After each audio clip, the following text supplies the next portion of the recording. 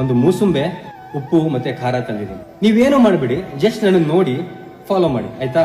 ಈ ಮೂಸುಂಬೆ ಮೇಲೆ ನಾನು ಉಪ್ಪು ಖಾರ ಹಾಕ್ದೆ. ಸ್ವಲ್ಪ ಹುಳಿ ಇದೆ ಅನ್ಸುತ್ತೆ.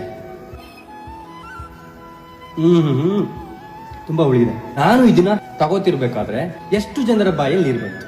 ಸೊ ಇದನ್ನ ನೀವ್ಯಾರು ತಿಂದಿಲ್ಲ, ಆದ್ರೂ ಕೂಡ ನಿಮ್ಮ ಬಾಯಲ್ಲಿ ಸಲೈವ ಬಂತು, ನೀರಾಯ್ತು ನಿಮ್ಮ ಬಾಯಿ. ನೀವು ಇದನ್ನ ನೋಡಿದ ತಕ್ಷಣ ನಮ್ಮ ಬ್ರೈನ್ ನಮ್ಮ ಸಲೈವರಿ ಗ್ಲ್ಯಾಂಡಿಗೆ ಹೇಳುತ್ತೆ, ಇವನೇನೋ ತಿನ್ನೋದಕ್ಕೆ ರೆಡಿ ಆಗ್ತಿದ್ದಾನೆ, ಹೆಚ್ಚು ಸಲೈವನ ಪ್ರೊಡ್ಯೂಸ್ ಮಾಡು. ಸೊ ತಕ್ಷಣ ನಮ್ಮ ಬಾಯಲ್ಲಿ ಸಲೈವ ಪ್ರೊಡ್ಯೂಸ್ ಆಗುತ್ತೆ. ಸೊ ನಾವು ಏನನ್ನ ಯೋಚಿಸ್ತೀವಿ ಅನ್ನೋ ತುಂಬಾ ಮುಖ್ಯ ಆಗುತ್ತೆ ಕೂಡ. ಸೊ ಜೀವನದಲ್ಲಿ ನಾವ್ ಯಾವಾಗ ಬರೀ ಪಾಸಿಟಿವ್ ವಿಚಾರಗಳನ್ನ ನೋಡ್ತಿರ್ತೀವೋ, ಪಾಸಿಟಿವ್ ವಿಚಾರಗಳನ್ನ ಥಿಂಕ್ ಮಾಡ್ತಿರ್ತೀವೋ, ಆಗ ನಮ್ಮ ಬ್ರೈನ್ ಹೇಳುತ್ತೆ ಇವನ್ ಪಾಸಿಟಿವ್ ಆಗಿ ಯೋಚನೆ ಮಾಡ್ತಿದ್ದಾನೆ, ಇವ್ನಿಗೆ ಎಲ್ಲದಕ್ಕೆ ರೆಡಿ ಆಗ್ತಿದ್ದಾನೆ, ಇವನಿಗೆ ಹ್ಯಾಪಿ ಹಾರ್ಮೋನ್ಸ್ ರಿಲೀಸ್ ಮಾಡು, ಡೋಪಮೈನ್ ರಿಲೀಸ್ ಮಾಡು ಅಂತ ಹೇಳುತ್ತೆ.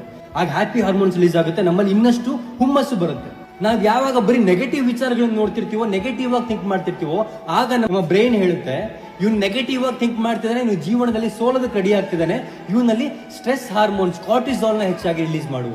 ಸೊ ನಾವ್ ಏನನ್ನ ಯೋಚನೆ ಮಾಡ್ತೀವಿ, ನಾವ್ ಏನನ್ನ ನೋಡ್ತೀವಿ ಅನ್ನೋದು ನಮಗೆ ಗೊತ್ತಿಲ್ಲದ ಹಾಗೆ ಕೆಲಸ ಮಾಡ್ತಿರುತ್ತೆ. ನೀವು ಇದನ್ನ ತಿಂದೇ ಇದ್ರೂ ಕೂಡ ನಮ್ಮ ಬಾಯಲ್ಲಿ ಹೇಗೆ ಜೊಲ್ಲು ಬಂತು, ಹೇಗೆ ಸಲೈವ ಬಂತು, ಕೆಲವೊಂದು ವಿಚಾರಗಳನ್ನ ನಾವು ಬರೀ ನೋಡಿದ್ರೆ, ಬರೀ ಯೋಚಿಸಿದ್ರೆ ನಮ್ಮ ದೇಹದಲ್ಲಿ ಸ್ಟ್ರೆಸ್ ಹಾರ್ಮೋನ್ ಕೂಡ ರಿಲೀಸ್ ಆಗುತ್ತೆ, ಹ್ಯಾಪಿ ಹಾರ್ಮೋನ್ಸ್ ಕೂಡ ರಿಲೀಸ್ ಆಗುತ್ತೆ. ಸೊ ನಾವು ಏನನ್ನ ಯೋಚಿಸ್ತೀವಿ ಅನ್ನೋದು ತುಂಬಾ ಮುಖ್ಯ ಆಗುತ್ತೆ ಕೂಡ.